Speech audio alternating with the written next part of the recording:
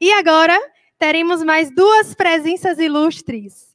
Já está aqui conosco, inclusive, Dr. Micael Marques, ele que é médico, palestrante, escritor, professor de uma pós-graduação na USP, diretor do Departamento de Apiterapia do CNAA, que é o Conselho Nacional do Agronegócio das Abelhas, formação em Medicina Antroposófica e Apiterapia Brasil e Alemanha, que estará também com o nosso querido André NutriChef.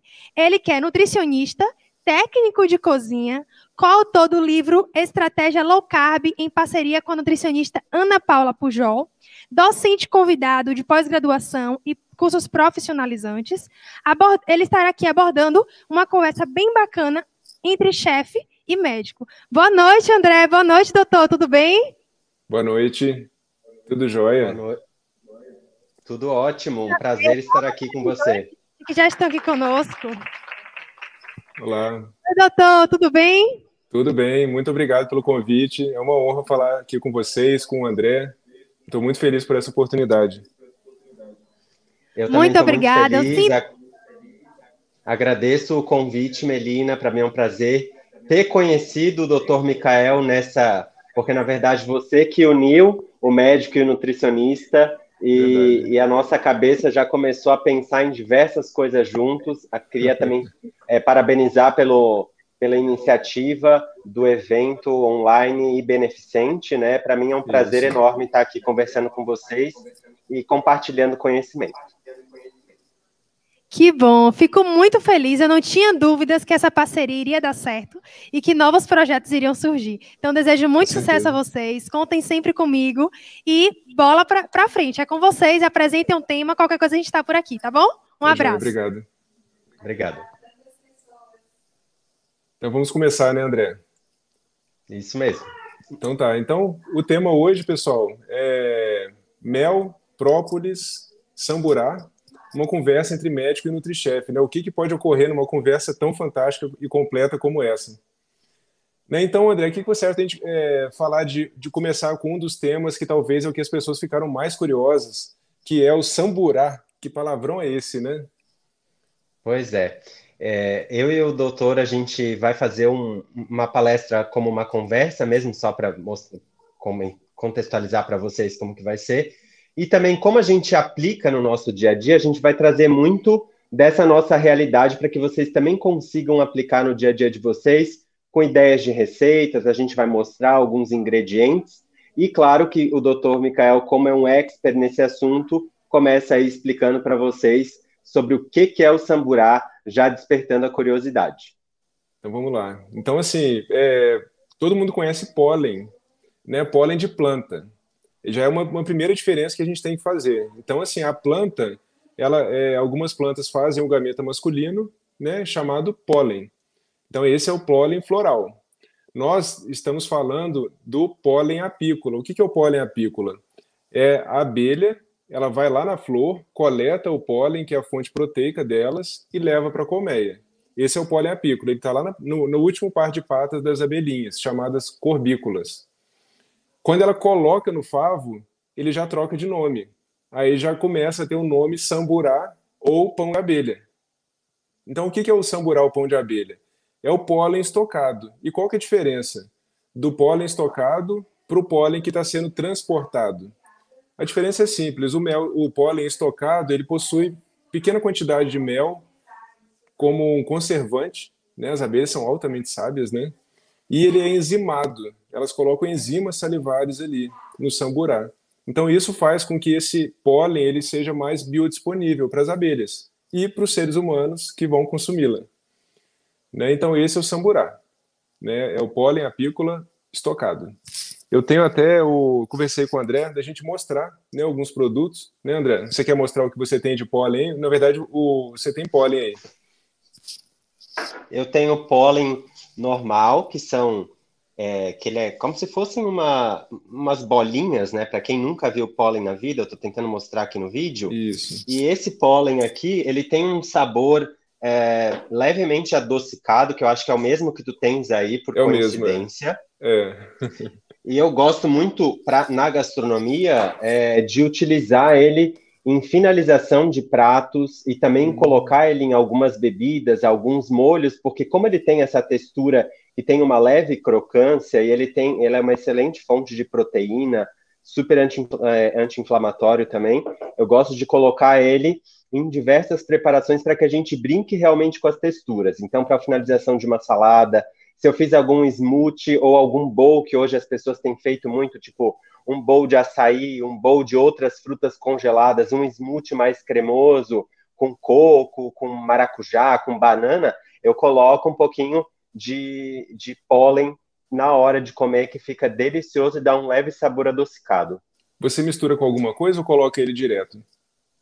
Eu coloco ele direto, gosto também muito de fazer uma granola, doutor, onde eu faço todo o processo da granola que passa por aquecimento, onde eu geralmente coloco óleo de coco, melado, canela, algumas outras especiarias, gengibre em pó, e até você pode me ajudar nessa parte, mas o pólen eu só adiciono no final para que a gente não faça o aquecimento desse produto, para que a gente não perca as propriedades, né? O aquecimento elevado dentro do forno faz com que a gente oxide aqui as propriedades do pólen, não só do pólen, já adiantando também do mel. Então eu gosto de deixar ele separadinho, guardadinho, até para que a gente não faça oxidação, deixe num vidrinho tampado, de preferência não tão exposto à luz, para que a gente consiga preservar mais esses nutrientes também. E uma coisa que eu não sei se tu faz, mas eu estou viajando, eu adoraria estar na minha cozinha, mas eu estou em viagem e carrego comigo sempre pólen, própolis, mel, e sempre de fonte de boa qualidade, orgânicos, porque daí a gente vai ter uma maior quantidade de antioxidantes. Claro. Mas está certo, né? Tanto que existem estudos comparando qualidade de pólen liofilizado e pólen desidratado, muitas vezes em estufas que elevam a temperatura. Né? A riqueza de um pólen liofilizado é muito maior do que um pólen desidratado em estufas. Né? E um dos fatores é esse, temperatura. Então, assim, eu falo sempre o seguinte, né? Nós temos que prestar atenção na maior especialista no assunto, com muito respeito. E quem que é a maior especialista do mundo? São as abelhas. Né? A abelha, ela não esquenta, não coloca em banho-maria, nada disso, não põe no forno. Né? Então, ela já deu aula para a gente vai respeitar. Assim como o mel, a fala minha é a mesma. O pólen, como você bem disse, nós não aquecemos. Né? Então, assim, eu vou mostrar para vocês aqui, ó. Eu tenho o pólen que ele mostrou, mas tem esse outro aqui, ó, que já vem trituradinho, também super gostoso. E eu tenho samburá aqui em casa. Olha, que legal. Olha só, esse aqui é um pólen, é um samburá com mel. Né? É uma empresa de São Paulo que já disponibiliza misturadinho. Ó. Super azedinho. Ele é mais azedinho que o pólen. Seria bem interessante você provar.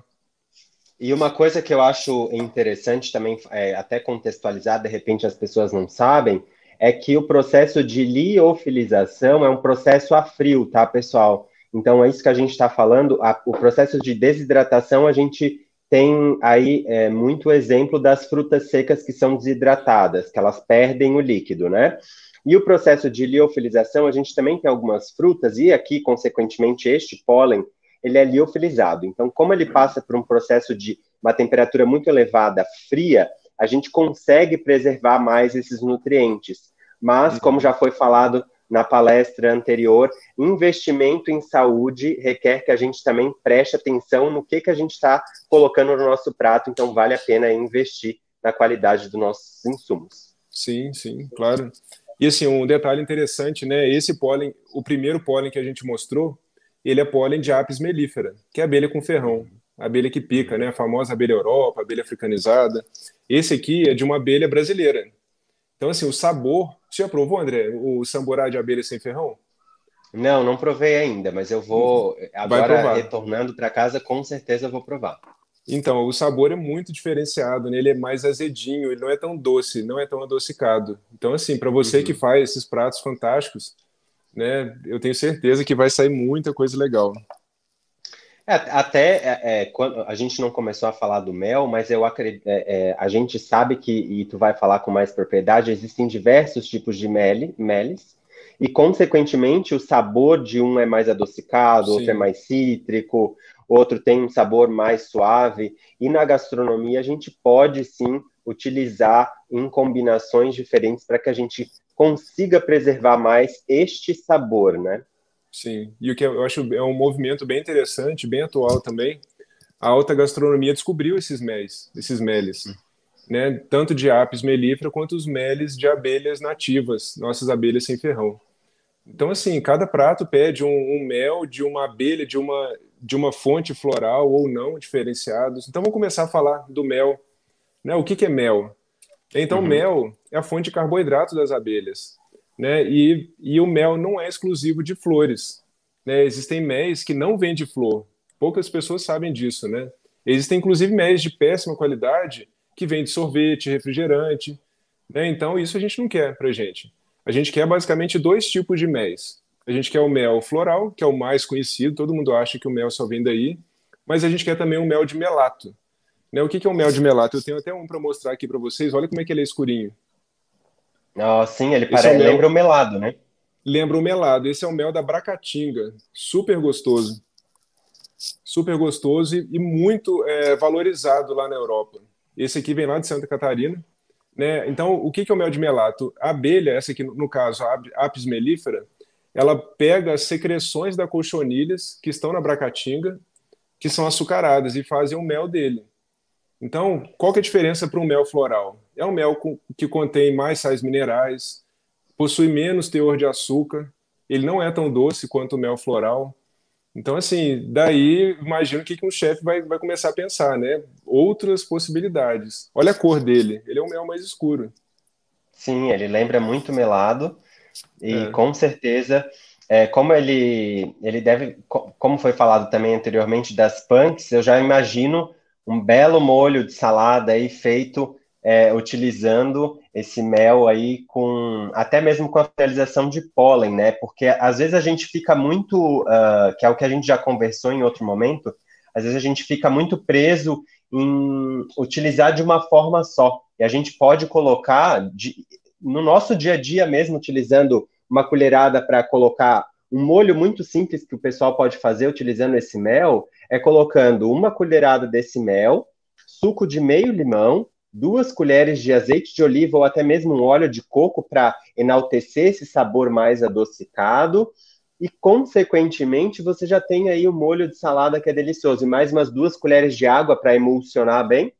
Já está perfeito. É um ótimo molho de salada que todo mundo pode fazer aí e consumir os benefícios e ainda finalizar com o pólen. que interessante. Eu gosto muito de fazer uma mistura semelhante a essa, mas eu coloco mostarda, né? Também Fica fica muito ótimo. gostoso. Fica muito gostoso Muito e eu bom. acho que ainda combina muito com os mel de abelha sem ferrão. Eu vou mostrar para vocês aqui, ó. Eu tenho uma mesa com uma variedade enorme de produtos, ó.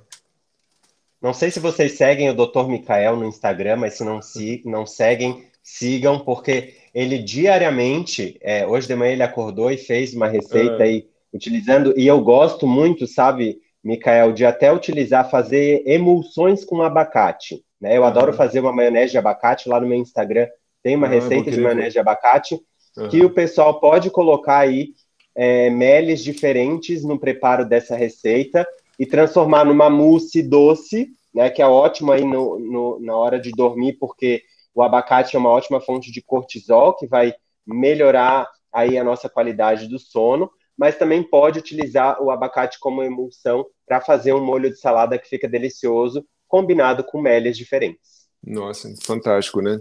Mas então, assim, por exemplo, eu tenho um mel aqui de amêndoa. Olha só que interessante. Então, assim, a gente começa a rebuscar. Então, por exemplo, de um médico que pensa em propriedades medicinais desses produtos, a gente já passa, né, para um aspecto gastronômico, né? Eu não sou chefe, né? Eu sou apenas apreciador. O chefe aqui é o André. Mas, por exemplo, esse mel daqui veio da Holanda. É um mel de amêndoas. Olha só, Gente, o cheiro disso é um negócio deve ser fantástico. delicioso. Delicioso. Quem já viajou para a Europa, os mel lá, no geral, tem um sabor um pouco semelhantes a esse. Tem muitos mel lá com esse sabor. Ou então, por E deixa eu exemplo, o te... mel. Olha só esse mel daqui, ó. Ele é das montanhas alemãs. Ele é igual a pérola. Olha que lindo, lindo. Ele é mais consistente? Ele é cremoso. Esse aqui tem uma cristalização cremosa. O cheiro já é totalmente diferente. E deixa eu te fazer uma pergunta que de repente é o que de repente as pessoas também estejam se perguntando. Muitas pessoas falam que o mel de verdade é aquele mel que cristaliza. O que que você me diria sobre isso? Isso não é verdade, né? Então existem Uhum. muitas crenças erradas, né, com relação ao mel. O mel ele vai cristalizar de acordo com o teor do balanço de glicose, frutose e sais minerais. Tá. Então tem méis que possuem um índice de glicose tão baixo que ele não cristaliza, e sais minerais também. Ou não, ou então ele tem como esse mel das montanhas da Alemanha, ele tem um equilíbrio entre essas substâncias e ele faz uma cristalização pastosa. Ou tem méis, por exemplo, esse mel aqui da Amazônia, é um mel de abelha Olha sem que ele é ferrão. mais líquido. Ele tem um teor de água muito maior. Ele nunca cristaliza. Não Olha cristaliza. que interessante. E outra coisa que eu queria já te perguntar também, né, sobre as propriedades, já que a gente está falando dos meles para contextualizar aí para o pessoal da nutrição, os meles em si, eles têm as propriedades semelhantes entre todos, de benefícios ou não necessariamente? Existem variações entre eles, né? Tanto que existem estudos, por exemplo, tem uma tese de doutorado que eu gosto muito de citar, eu já li várias vezes, foi feita lá na USP, Ribeirão Preto. Ele compara a atividade antimicrobiana se eu não me engano, 9 méis de apis mellifera, aqui do Brasil, mais cerca de 20 méis de abelha sem ferrão, e compara com esse melzinho, o mais caro do mundo, ó, mel manuka, um dos mais caros do mundo, o mais Qual é a famoso. diferença dele? Esse aqui, ó, gastronomicamente, eu falo que é o pior, porque ele não tem gosto de nada, o cheiro, Olha só. cheiro pobre, mas ele é um mel muito estudado, né, como um potente efeito antimicrobiano, né, por Uhum, conta de uma substância chamada UMF, Unique Manuka Factor, né, esse é o mel Manuka, uhum. da Nova Zelândia, veio da Nova Zelândia. Mas enfim, então esse estudo ele compara todos esses méis, sabendo que esse mel Manuka é o mais famoso e segundo as línguas científicas e populares falam, é o melhor mel com atividade antimicrobiana. E esse estudo mostrou que realmente, quando compara esse mel com outros méis de apis mellifera, ele é muito superior. Comprova o que as pessoas sabem. Agora, começou a comparar com esses méis de abelha sem ferrão. Olha esse aqui. Esse aqui é o mel da mandaçaia. Olha lá, ele Olha só, super clarinho. cristalizou embaixo, em cima não, ele estava na geladeira. Olha só. Aham.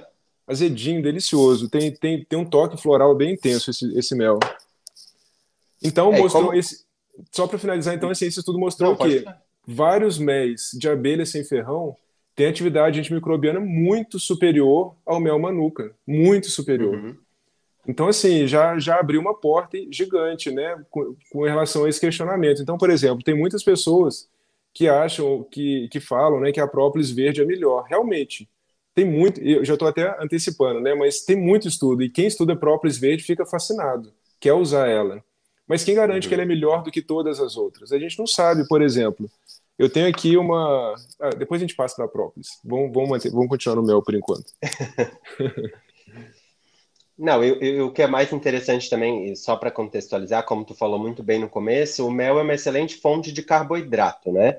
Então aí não é à toa que tem a característica principal dele é que ele tem esse dulçor mesmo, que ele seja doce, e ele pode sim ser utilizado aí de diversas formas, não só gastronomicamente no preparo de receitas. E o conselho que eu dou, que você também concorda comigo, é que ele não passe por aquecimento acima de 30 graus, para que a gente não Perfeito, oxide, a perfeito. não ser, por exemplo, a gente vai fazer um bolo de pão de mel que tem que ir ao forno. Daí a ideia desse prato é que tenha realmente só mais É, o é. sabor residual, e não necessariamente a propriedade funcional. Mas Sim, eu acabou. prefiro utilizar em preparações que não sejam aquecidas.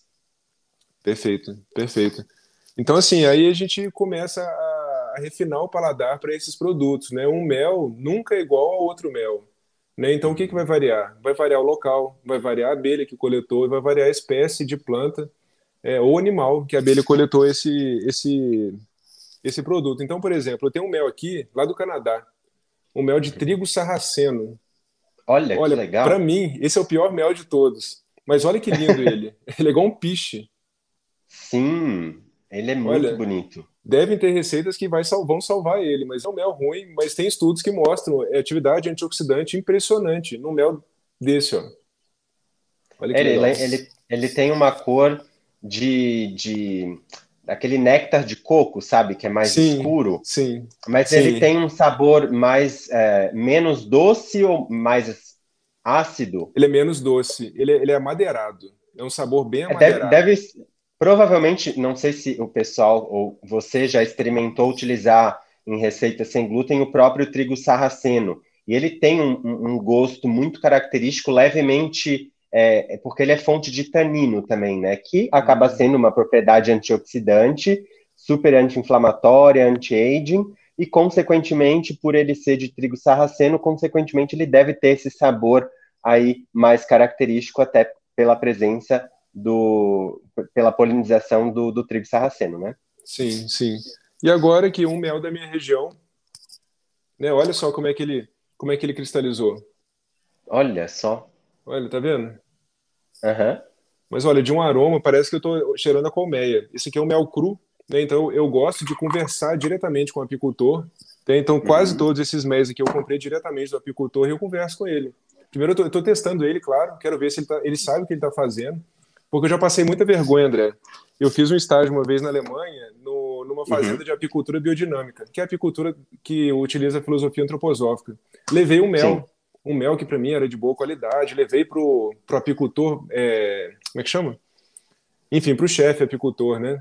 E ele provou, cheirou e falou: melhor você estudar um pouco mais. Por que que ele falou? Eu entendi a crítica dele, foi muito boa. Né? Ele quis me dizer que é um mel pasteurizado, um mel pobre, né? Então não tinha nem cheiro direito. Então eu abro um mel Uhum. cru desse, por exemplo, olha, tem cheiro de abelha mesmo, né? Tem cheiro de veneno de abelha, de cera de abelha, Uhum. né? E é muito comum no supermercado, porque geralmente as pessoas acabam comprando em supermercados os meles, né? Então, a qualidade e até mesmo a própria embalagem influencia aí na qualidade final do produto, né? Eu tô Sim, vendo que o teu sim. aí tá no vidro, É, é muito melhor que ele seja conservado dentro do vidro, né? sim.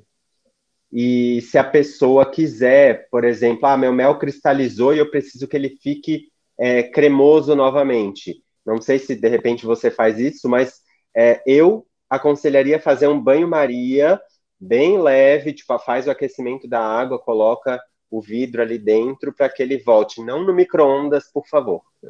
Então, assim, é um erro muito comum as pessoas colocarem no sol, né? O mel, ele é Uhum, altamente sensível à luz solar. Não é à toa que a abelha coloca o mel no local escuro, né? sim. Numa colmeia. A questão número dois é o aquecimento. Então, qual que é a temperatura da colmeia? A temperatura da colmeia é semelhante à do corpo humano. Olha que interessante. É cerca de 28 graus, 27, entre 26 e 28 graus. Então, assim, pessoalmente, eu indicaria, igual você falou, no máximo 30 graus, mas sabendo que 30 graus já é febre para o ser humano. Né? Sim. Então, eu prefiro 28. Sim. Né? E assim, e aí, sabendo disso, que não seria adequado aquecer o mel, então, por exemplo, um mel, ele deve estar num vidro de boca larga, porque se ele cristalizar, eu consigo, com uma colher, retirar. Agora, Uhum. se ele está numa bisnaga, por exemplo, fica mais difícil, né? Não é o ideal. Por praticidade do dia a dia, muitas pessoas colocam em bisnaga, até eu tenho aqui numa Não, é muito bisnaga que prático. É muito é prático. mais prático, É, só que eu particularmente prefiro os meles que são em vidro, como você falou, sim. em boca larga mesmo. Então, assim, igual você falou, para uma viagem, com certeza uma bisnaguinha vai ser melhor. Né? Ou Uhum. talvez um pedal mais longo. Eu ando de mountain bike, por exemplo, um pedal mais longo, uma bisnaguinha, né? Se for muito longo, você até compartilha com os amigos, né? Mas a ideia é que seja vidro e boca larga. Esse é o ideal. Ó, doutor, tem a Maria Júlia está perguntando se a gente poderia falar da relação dos pólens e do própolis com doença inflamatória. Sim, a gente pode comentar, né? Assim, o alvo dessa aula é falar, assim, falar mais dessa interface, mas claro que a gente pode comentar. Então, assim, Até. pode Não, falar. pode falar. É, então tá. Então, assim, com relação a intestino, microbiota, a gente tem estudos muito interessantes, né, mostrando que, por exemplo, tanto o mel quanto o própolis ajudam a modular a nossa flora intestinal. Na verdade, parece que modula a flora do trato gastrointestinal inteiro, né? Então, por exemplo, tem estudo mostrando, com relação a própolis, né, modulação de flora bucal, né, com menor crescimento das bactérias patogênicas, formadoras de cáries e de placas dentárias. Né? Com relação ao mel, ele tem vários pré-bióticos, mas também possui probióticos. Né? E o Uhum. pólen é a mesma história. Né? E sabemos que todos esses produtos possuem um teor de antioxidantes bem elevados, se de boa qualidade. Então, por exemplo, um pólen como esse, liofilizado, a gente consegue níveis de antioxidantes bem elevados. Agora, um mel desidratado em estufa já é um mel mais pobre, né? Então, assim, a gente consegue ajudar nessa situação, né? Pensando em antioxidação, em produtos anti-inflamatórios, em modulação de flora intestinal, né? Mas com produtos de boa qualidade. Isso lógico, é um tema que a gente pode até fazer um parêntese aqui, né? E começar a falar um pouco de qualidade, né? Porque não é, por exemplo, na minha cidade, várias cidades do país existe essa picaretagem. Pessoas com um chapéuzinho de palha, um carrinho e um monte de garrafa com um negócio que eles falam que é mel e um sabugo de milho na beirada. E falam que é mel da roça. Gente, eu Uhum. já caí nessa história. Muitas pessoas já caíram. Olha, 99% das vezes isso aí é xarope de açúcar com aroma de mel. Né? Então, Uhum. agora, se a gente for comparar um mel com uma porcaria dessa, poxa, um faz mal, o outro faz bem.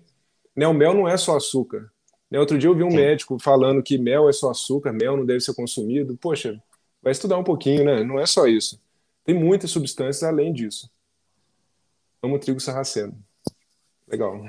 Eu concordo contigo e a gente tem, por isso que a gente já até falou no começo, né, de saber fazer a escolha e investir, porque tanto eu acredito, eu quanto você, utilizamos no nosso dia a dia, não somente com o apelo de, vou finalizar a minha salada de fruta com mel porque vai ficar mais docinho. Eu não penso assim na hora que eu estou Não. consumindo mel ou colocando, eu consumo todo dia os meus suplementos diários são, eu até ando com própolis em gotas, mas eu tenho em cápsulas, porque, como ela bem falou, são ingredientes que têm um alto potencial antioxidante, anti-inflamatório.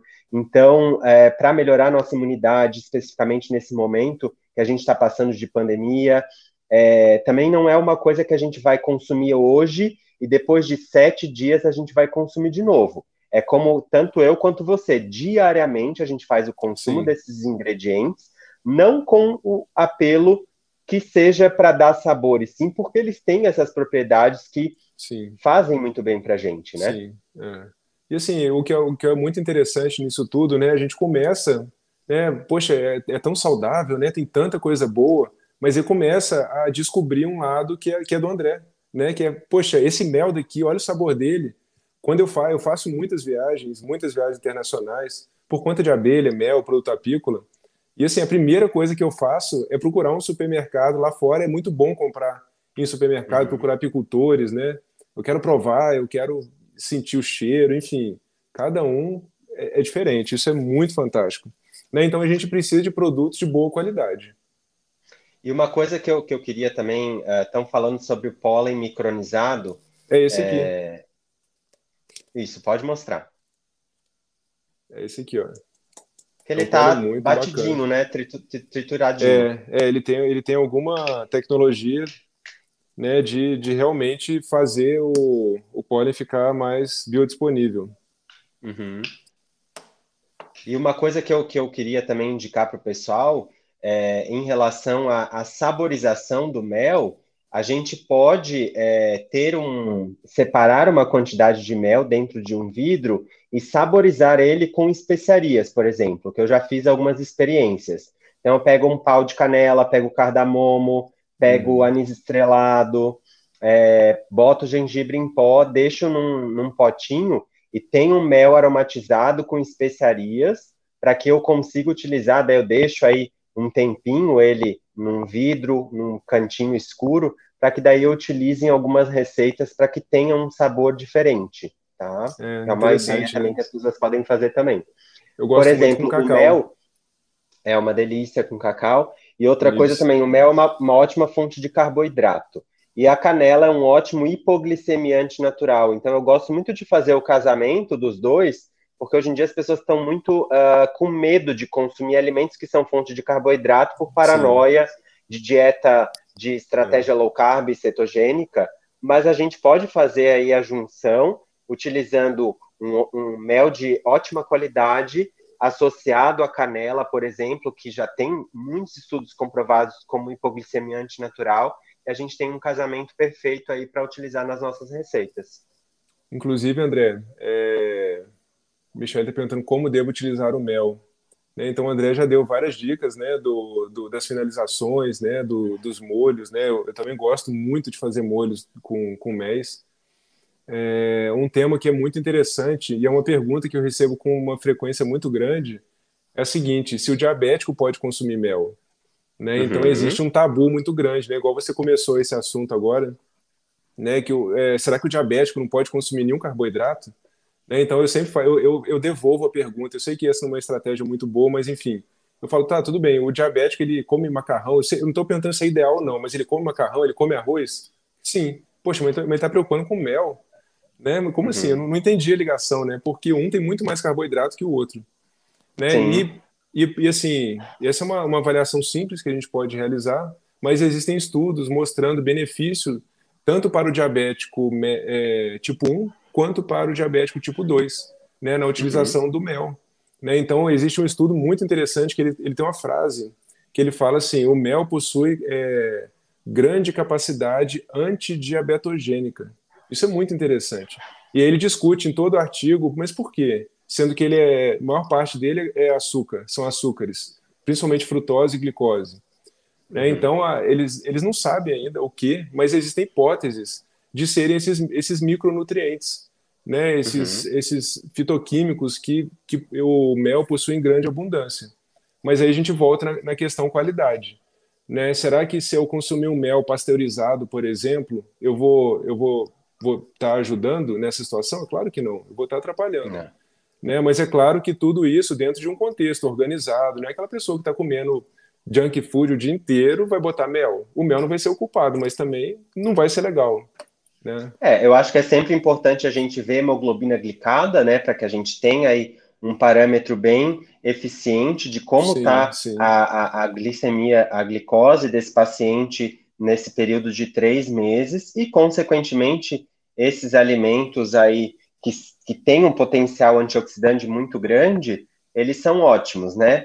E uma coisa que eu aconselharia, né, se o diabético, entre mel, se você tiver com dúvida, própolis, gente. Agora eu vou pedir para o Dr. Uhum. Mikael entrar no própolis, Vamos porque lá. é este alimento, este ingrediente, se você consumir todo dia, você previne inúmeras doenças. Vamos falar um Sim. pouquinho sobre o própolis. Vamos falar. Então, E assim, como escolher um bom própolis também, se já puder ensinar a galera.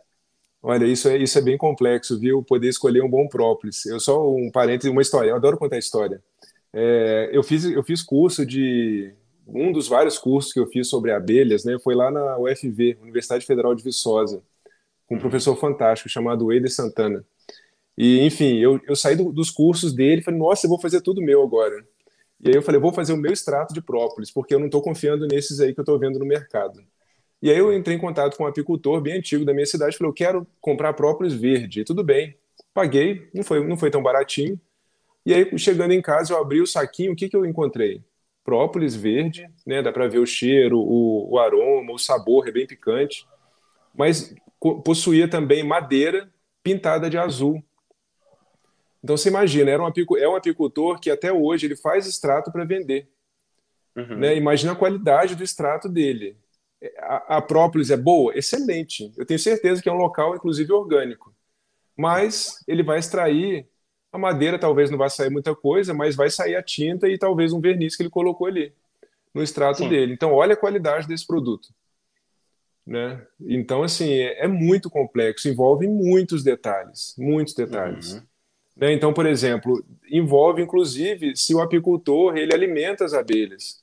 Né? Sabemos que o própolis ele possui uma fração de pólen. O que é pólen para a abelha? É a fonte proteica dela, né? E aí, o que vários apicultores grandes fazem? Eles alimentam essas abelhas que eles querem que elas colham apenas própolis, elas alimentam com milho e soja transgênico. Olha o problemão que acontece. A abelha vai ficar forte? No momento vai. E ela vai, só que ela vai incorporar a fonte proteica dela lá na resina própolis dela. Né? E aí o que acontece? Ele vai extrair a própolis, vai fazer análise, nossa, perfeito. Fitoquímicos, artepelin C, fantástico. Própolis fresca, né? Mas com organismos transgênicos ali no meio. Né? Então, olha só como a qualidade já cai bastante. Então, o que é própolis? Própolis nada mais é do que um rejunte das abelhas.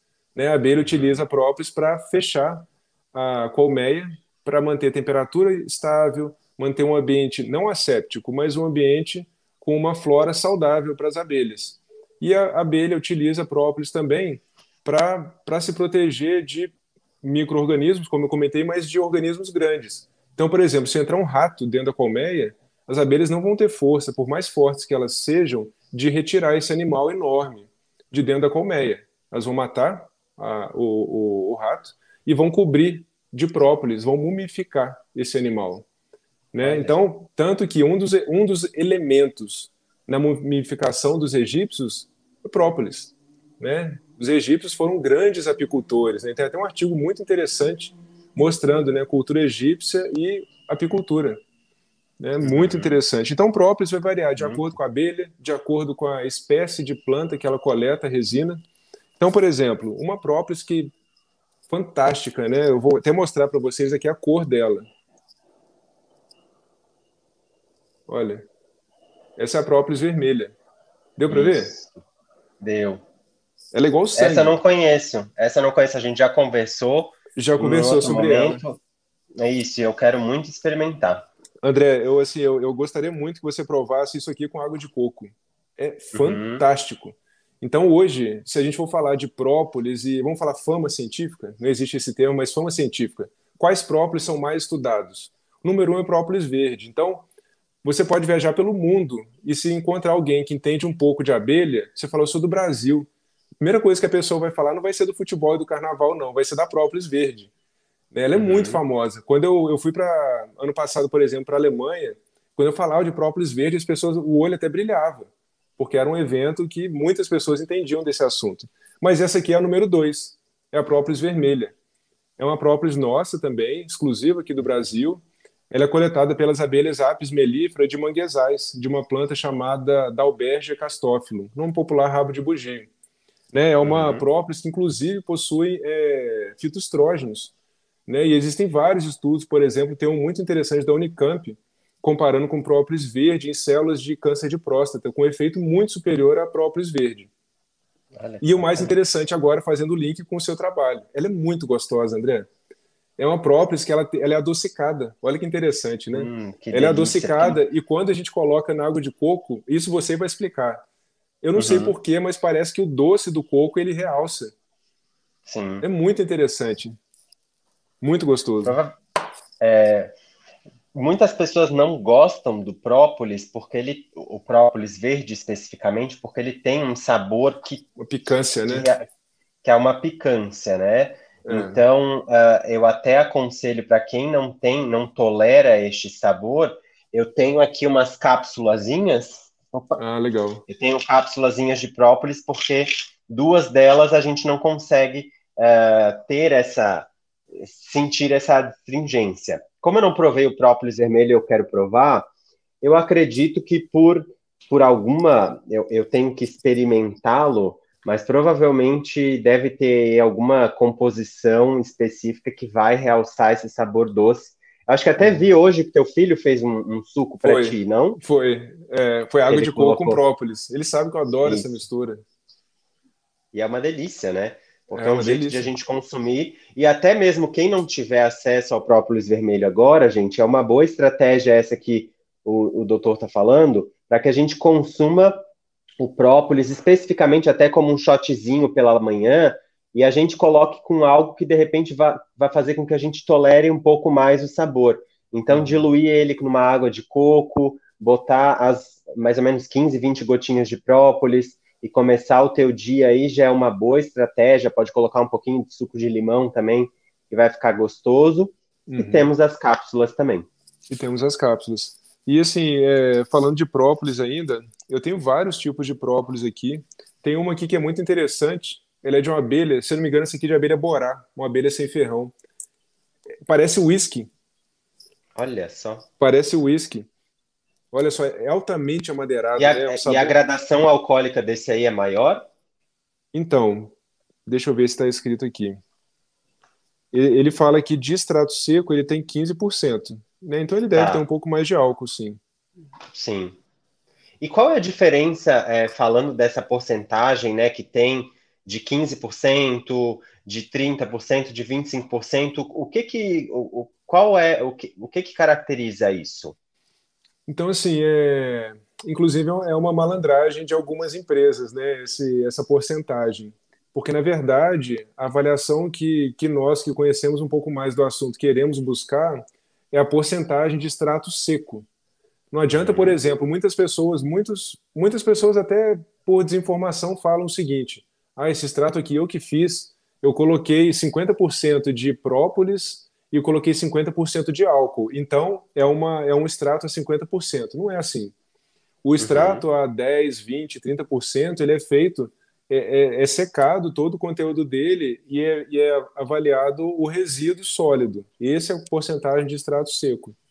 Existe uma legislação mínima, né, para o nosso país, que é de 11%, né, mas bons extratos. Então, assim, eu não vejo que essa porcentagem seja algo tão importante assim. Né? Por quê? Porque o mais importante é a qualidade. Então, você imagina uma coisa, um extrato de própolis verde, né, a própolis mais estudada, talvez com marcador, arteperin C. O apicultor ele tem duas possibilidades para retirar essa própolis da colmeia.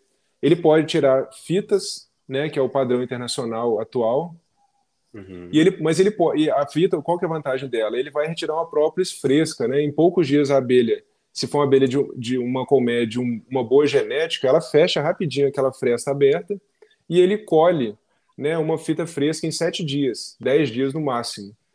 Agora, mas ele pode também pegar a própolis lá do meio da colmeia e sair raspando a colmeia, uma própolis velha, oxidada.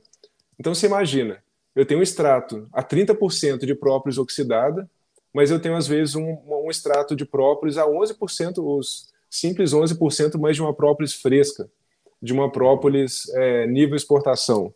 Não se compara um extrato com o outro. Então não é só falar, o meu é 40%, o meu é 30%, tem muito mais aspectos importantes a serem avaliados do que só isso. Isso é muito simples, né? Mas muitas pessoas que acham que entendem do assunto acham que é só a porcentagem. E nem sabem se é de extrato seco ou desse momento de manufatura. É justamente isso que eu perguntei, porque muitas pessoas realmente falam erroneamente sobre essa questão da porcentagem ser muito importante, né? E agora falando, teve um comentário, acho que foi da Karina, que ela perguntou da quantidade, se muda aí a quantidade de gotas que a gente tem que consumir do extrato de própolis verde e do vermelho. Eu tenho que consumir mais de um, mais de outro, ou pode ser a mesma coisa? E quanto tu recomendarias?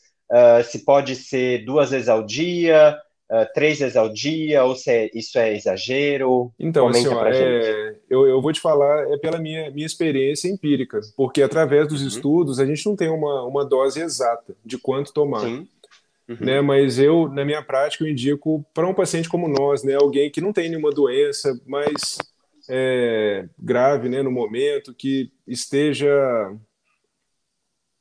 Né? Então, assim, eu no momento estou ótimo, né? Porque é um tema que eu falo bastante, que é a síndrome da fadiga crônica, mas enfim, para pessoas pensando em prevenção, né? Sim. É uma dose de, vamos falar, 15 gotas pela manhã, 10 gotas pela manhã de um bom extrato, já estaria excelente.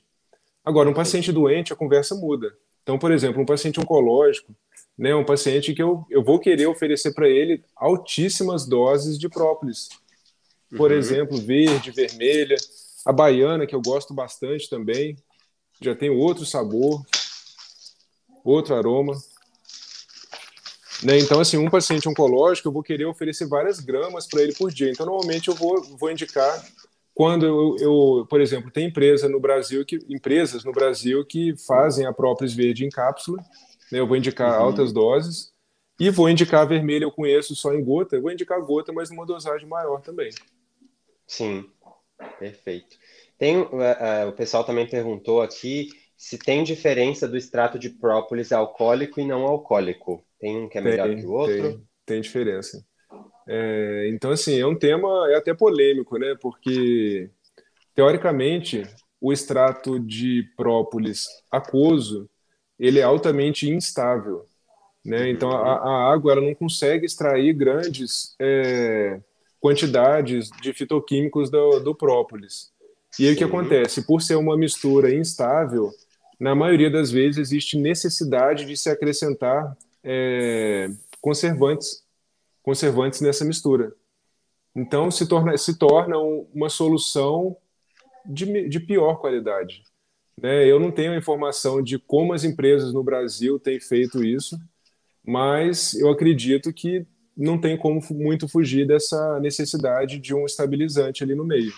Então, vira água, própolis e conservante. Não é o que a gente quer, né? Então, o ideal seria a própolis extração alcoólica, né? E se quiser evitar o álcool, buscar cápsulas, né? Então a própria já foi desidratada, né? Já foi retirado o álcool, ou então algumas farmácias de manipulação fazem a embebeção de glóbulos também, né? Então, e tem alguma contraindicação para o uso? Então, existem pessoas alérgicas, né? A minha dúvida minha, eu não sei se elas são alérgicas ao pólen que está lá dentro da própolis ou se é a própolis mesmo, né? Mas é raríssimo, isso é raríssimo, mas existe. Acho que essa seria a única contraindicação, né? Porque são ingredientes que podem estar presentes. Especificamente, eu gosto muito do própolis, uso muito e percebo que se eu fico um período sem tomar, eu fico mais susceptível de repente, a um resfriado leve, porque eu acabo mudando de cidade várias vezes, então eu sempre tenho própolis comigo como um aliado mesmo, para que eu consiga aí ter um desempenho melhor da minha imunidade. Acredito que todo mundo possa, sim, consumir. E daí, quando a gente fala desse consumo do própolis, que é o extrato, que é o líquido, uma receita que eu gosto muito de fazer são os próprios smoothies, né, que são bebidas que a gente pode fazer. Por exemplo, um que eu gosto muito, muito de fazer é abacate, misturar aí mais ou menos meio abacate, mais ou menos meio também maracujá, uma ou meia, depende do tamanho da banana, meia ou uma banana. Aí eu trituro, bato tudo isso no liquidificador. Se eu tiver essas frutas congeladas, melhor, porque daí ele vai ficar mais cremoso. Posso diluir em água ou alguma bebida vegetal. E daí eu coloco ali nessa minha mistura. Eu faço uma bomba de antioxidantes, que eu coloco umas 10 gotinhas de própolis, adoço, se preciso, com um fiozinho de mel, ou coloco no copo para decorar como se fosse um milkshake, e ainda depois misturo mais uma colheradinha do meu pólen. Daí, na hora que eu estou tomando, eu tenho uns pedacinhos. O gosto do própolis fica super nulo, isento, porque eu estou usando o maracujá, que é uma fruta que acaba anulando bem esse sabor. E também uma boa estratégia na hora de dormir, porque o maracujá é uma fruta que tem baixo índice glicêmico, é comer o maracujá adoçado com um pouquinho de mel, e coloco ali umas gotinhas de própolis e tomo mesmo, como com colheradas, que já é um docinho aí maravilhoso e uma forma de a gente consumir o própolis para quem não tolera muito. Entendi. É interessante, tem pessoas que não toleram a própolis verde, né? Mas com relação a vermelho, eu vejo que isso não é problema, porque o sabor dela é muito bom. Fizeram uma pergunta aqui, mas eu esqueci. Você chegou a ler? Não, eu não estava prestando atenção na pergunta. Existe algum perigo no uso da gestação? Obrigado. Então, eu não indico. Pessoalmente, eu acredito que seja muito bom, mas eu não tenho nenhum estudo falando, eu nunca li nenhum estudo falando de gestação e própolis, eu não indico por conta disso, né? Eu falo que a gestante é um ser que eu só indico que eu tenho certeza que 100% do que eu vou oferecer é bom. eu me restringo Uhum. mais a nutrientes, né? Ao mel, por exemplo. A própolis Uhum. eu já fico com dúvida, eu não sei falar. Eu também não saberia explicar especificamente, É, mas acredito que não haveria um problema se não for um consumo excessivo. Se for as 10 se não for gotinhas, excessivo, né? se forem essas 10, 15 gotinhas diárias, como tem uma propriedade, assim, na faculdade, em artigos que eu já tenho lido, e acredito tu que é muito mais pesquisador, não veria um grande É um problema de alimento, usar, né? É um alimento. mas nada em excesso também, né? Nada em excesso, com certeza. Não colocaria em grande quantidade.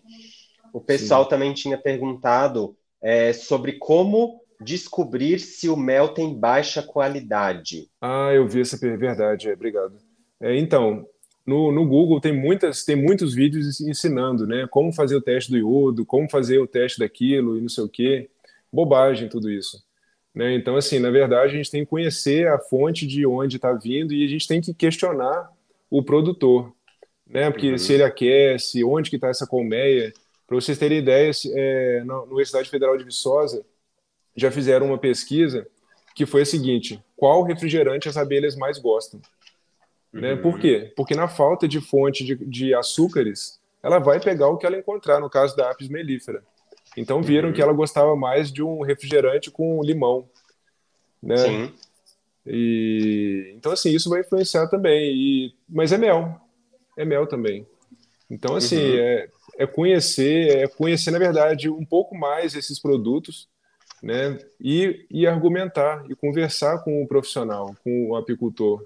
Né? Essa é a melhor forma de garantir um produto, né? E acreditar que ele está falando a verdade, né? Porque isso aí já não tem jeito, né? Só se levar um detector de mentira. E por isso que eu te perguntei lá no começo, porque muitas pessoas, aquela questão da cristalização, porque Ah, tá. muitas pessoas que vendem o mel acabam falando, esse mel está cristalizado e ele é puríssimo, por isso que ele está É, cristalizado, né?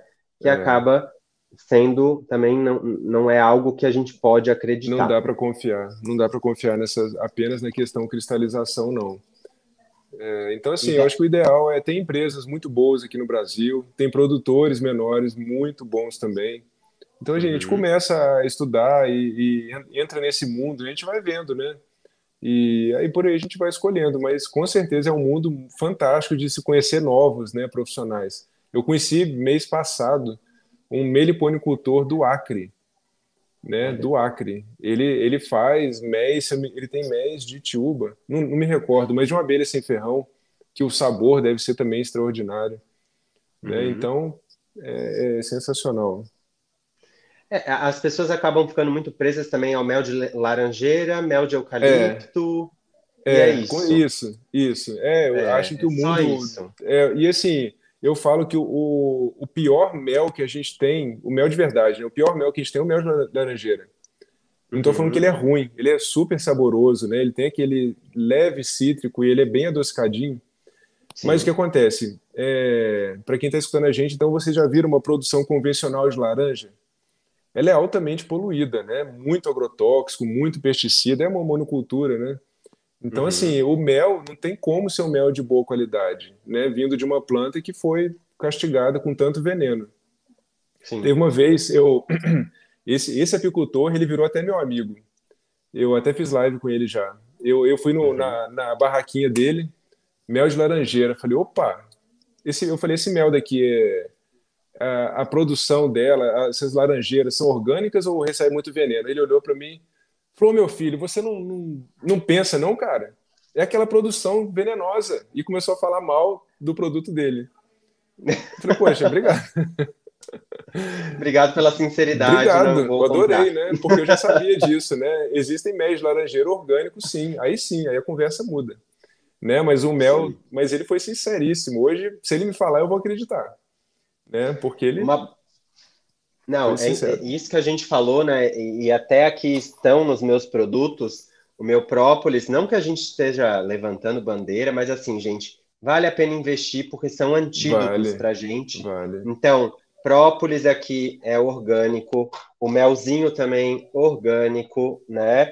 O meu pólen também é orgânico. Então, se vocês quiserem investir e saberem escolher e ter mais garantia, né, doutor, é melhor que as pessoas escolham esses produtos orgânicos, porque quando a gente fala do orgânico, a planta, enfim, eles precisam produzir mais antioxidantes para se defender de todas as pragas. Então, de uma forma muito simplificada, eu estou falando aqui, mas Sim. consequentemente a gente vai ter mais benefícios e não vamos ter os pesticidas também que nos fazem tão mal, né? Sim, sim. É uma boa escolha, né? A certificação orgânica, ou então tem produtores que possuem produto orgânico até sem o selo, né? Então isso Sim, acontece sim. muito com pequenos produtores. Por exemplo, E esses daí, méis que eu tenho aqui de abelha sem ferrão, com certeza. uhum, É um produto orgânico, sim. mas não tem selo. Sim, até porque para ter o selo tem um custo muito caro, por isso que eu acho que isso que tu tá falando de conversar, que é algo que também já foi falado antes, a gente saber da onde que está vindo o produto, fazer uma rastreabilidade, eu acho que é essencial para que a gente consiga também indicar para quem é profissional nutricionista já, está nos assistindo, para prescrever, fazer aí pelo menos uma listagem de 3 opções para que o seu paciente, o seu cliente consiga consumir, né, consiga encontrar. Hoje em dia também com as compras online, as pessoas conseguem ter acesso a produtos que não são somente da sua região, mas de qualidade, Verdade. até mesmo por curiosidade. É, E acredito também que um grande ponto é começar por você. Utiliza você para você conhecer, para você é. apreciar o sabor, saber como vai utilizar, para depois conseguir indicar para a pessoa, porque você vai ter mais propriedade, vai conseguir criar sua própria receita, saber ambientar aí com as dificuldades dos seus pacientes, dos seus clientes. Sim. E algo que eu queria comentar de uma fala sua bem anterior, você sobre o diabético. Né? Então, assim, eu Uhum. acompanho alguns pacientes diabéticos, né? E é muito interessante, porque para todos eles eu indico mel. Sim. Quando eu falo do mel para eles, eles arregalam o olho, mas doutor, é mel mesmo que você vai me indicar? Sim, o mel. Né? Mas eu Uhum. indico, no caso, mel com própolis. E muito Uhum. interessante, né? Então eu recebo aqueles pacientes com a hemoglobina glicada de 8, de 12, né? De absurdos Uhum. 12.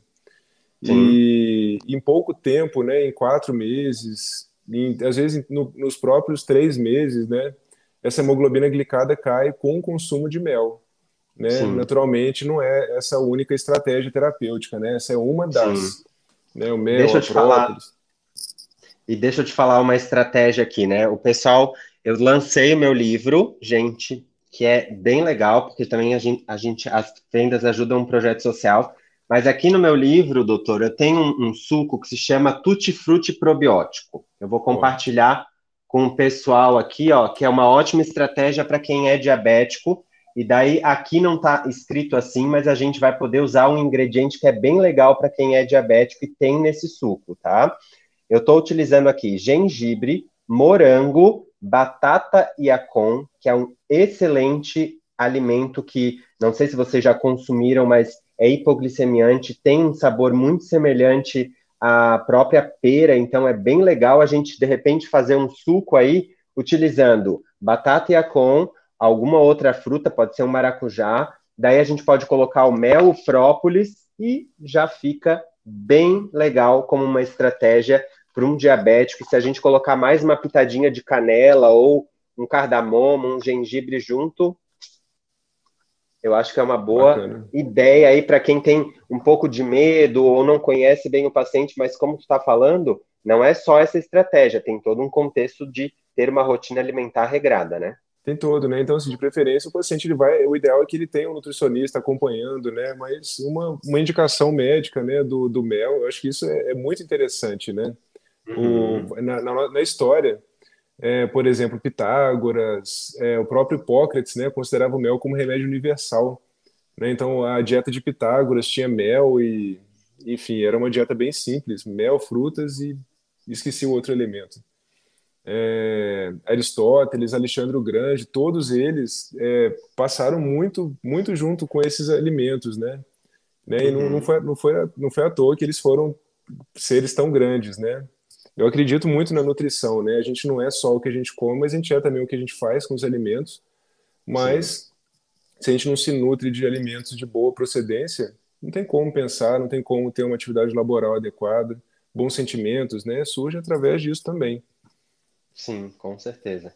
O que a É, gente come, na verdade, o nosso corpo é a nossa máquina, né? Então a gente precisa nutrir com boas escolhas e acredito que a gente tenha contribuído aí falando um pouquinho sobre esse assunto que pode ter despertado a curiosidade de muita gente também.